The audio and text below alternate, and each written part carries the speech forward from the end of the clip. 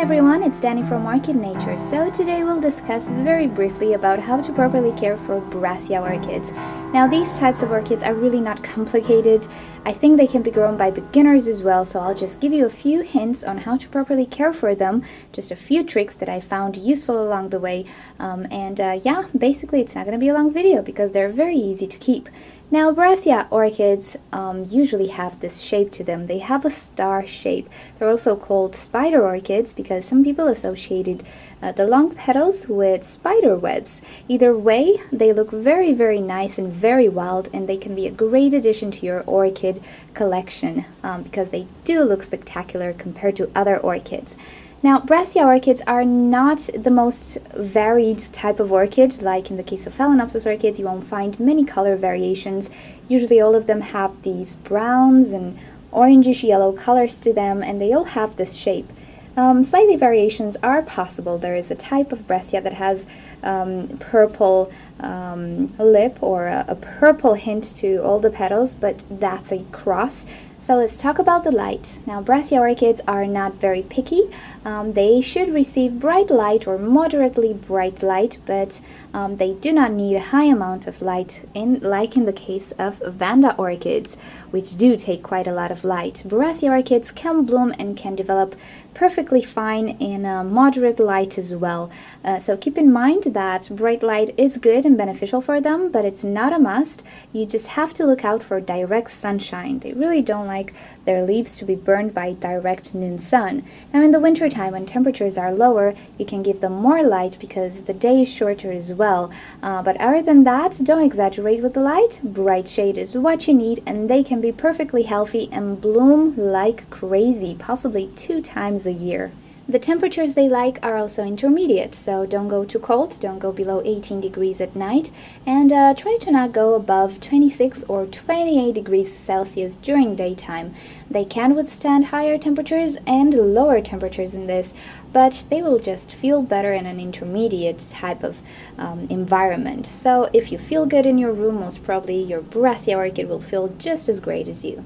Now, watering the Brassia orchid is the tricky thing. It's not that tricky, actually. It can be great for those of you who actually like to water your orchids and slightly overdo it. They do enjoy quite a lot of water, and they never like to go completely bone dry. So if you just forget to water, you will see the signs right away. The pseudobulbs will get wrinkly like this. They should be plump, but it's not a reason to worry. It just means you need to water more often. The roots will not tell you too many things because the usual Brassia roots are white, and most probably they will not get green when you water them. So having a clear plastic pot that can tell you if the media is dry or wet might be beneficial, especially if you're a beginner. Other than that, when you see the media is almost dry, it's just a little bit moist, you can definitely give it a water. The Brassia orchid will love it. As I said, they love tremendous amounts of water. Now, if you don't water enough, you will see another sign, and this is accordion shape of the leaves. This orchid can produce stuff like that, so this is your cue to water more often. Of course, if you know the roots are good.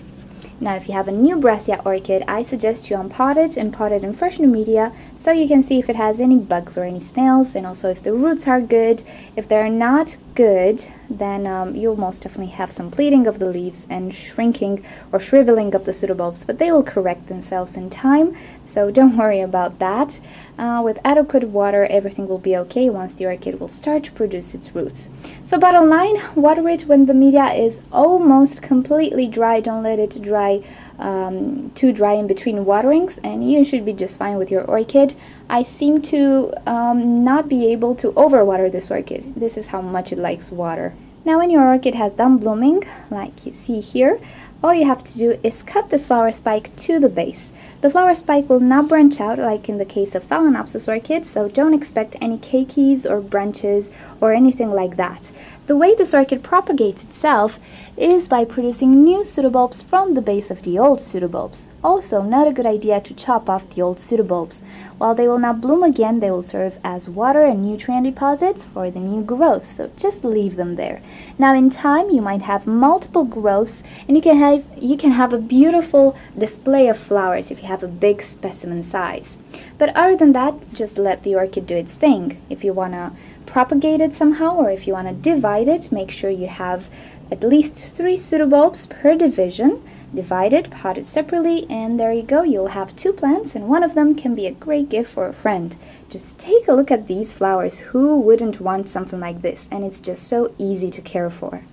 I fertilize this orchid just like any other orchid, nothing special.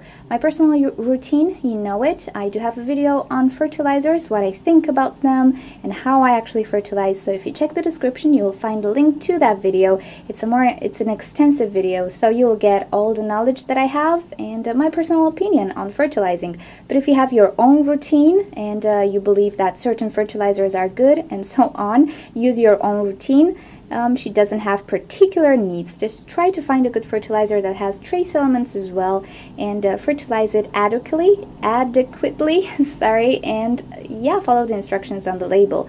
Other than that, I know people who never fertilize their orchids, and Brassias were just fine. I think they're one of the most easy orchids to keep. And even if you have a specimen that doesn't have roots or is in bad shape, she'll bounce back to life if you give it proper watering and love and so on. Okay, so I hope you enjoyed this video. I do not have any tricks or anything for this orchid. I find it so easy, it just grows by itself. And sometimes you can get a beautiful, very fragrant Brassia orchid. They can be either sweet in smell or kind of peppery. Also, you can see this sort of color variation. This one tends to be a little bit more green than this one. This is sweeter. This is a bit more peppery. This is a shooting star, and this is a eternal wind Brassia orchid. But all of them have these spidery flowers to them. Makes them really special. I absolutely love them. Okay, so I hope you enjoyed this video. Give it a go, even if you're a beginner. Just make sure you don't dehydrate it. Give it water when you see the media is almost dry. Give it a lot of ventilation in the pot, using some holes in the pot. And if you're living in an environment which is very dry and warm, you can mix bark with sphagnum moss, and I think I will do that because my summer is incredibly hot. If you have a humid environment, pretty cold, use bark and coconut husk.